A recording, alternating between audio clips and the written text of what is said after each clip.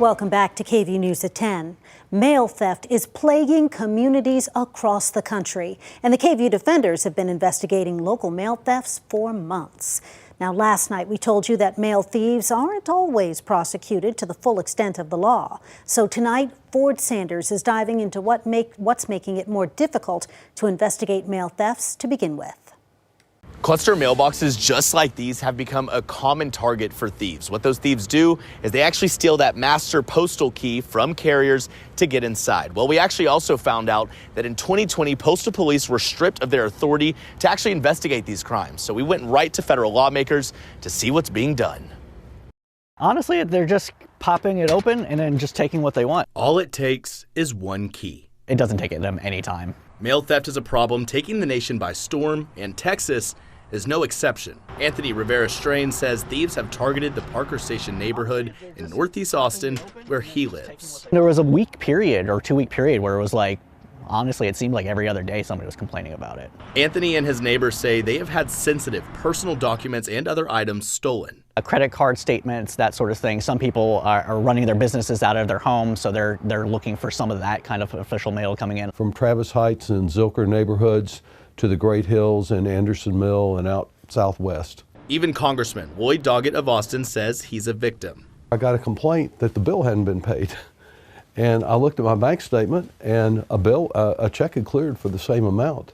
Then I looked at the check that had cleared, and someone had gotten the check. Doggett doesn't think the Postal Service is working fast enough to solve the problem. And I feel the Postal Service moves like snail mail. So back to these. They're called arrow keys. In most cases, this key can gain a thief access into any mailbox, and postal carriers are being targeted and assaulted for them. In multiple audits, the most recent in September of 2023, the Office of Inspector General estimates the number of keys lost or stolen from the USPS was somewhere in the millions nationwide. This same audit also found the U.S. Postal Service lacks accountability over the tabs they should be keeping on these keys. Letter carriers are being robbed, having guns stuck in their face. It's a disaster, to be honest with you. I mean, this has just progressively gotten worse and worse. Frank Albergo is the national president for the Postal Police Officer Association, the union representing USPS's police force. In the past, these postal police would work alongside carriers as another layer of protection and investigate mailbox thefts, but that recently changed. In the summer of 2020, the Postal Service, in its infinite wisdom, decided that postal police officers should no longer be protecting the mail. We should be protecting postal facilities. Postal police have been pulled off the streets and routes mail carriers drive. The inspection service has us protecting buildings, not the mail and not postal employees who are increasingly being attacked. I mean, most law enforcement agencies would be deploying their uniformed police officers to stop the crime, but the inspection service has done the exact opposite. It's amazing. USPS says in a statement to KVUE in part, quote, "Given the lack of statutory authority for PPO law enforcement activity off postal premises, curtailing such use of PPOs was necessary to protect individual PPOs and the Postal Service more broadly from legal liability."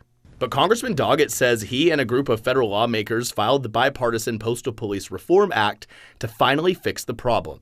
But they cannot do that under the order of the Postmaster General, and so some of us have introduced legislation to override that order and broaden or restore the power the postal police had once in the past. For now, this bill has only been introduced in Congress and needs to make its way through both the House and Senate. Meanwhile, neighbors say they feel as though they have to take matters into their own hands. Some people have even gone out of their way to look up like security measures, or there is like some sort of like cage system that kind of oversits on top of it. We have actually heard from them that they are looking at replacing some of the systems within the greater Austin area, but it hasn't happened yet. And as each day goes by, more and more neighbors are falling victim. In Austin, for the KVUE Defenders, Ford Sanders, KVUE News.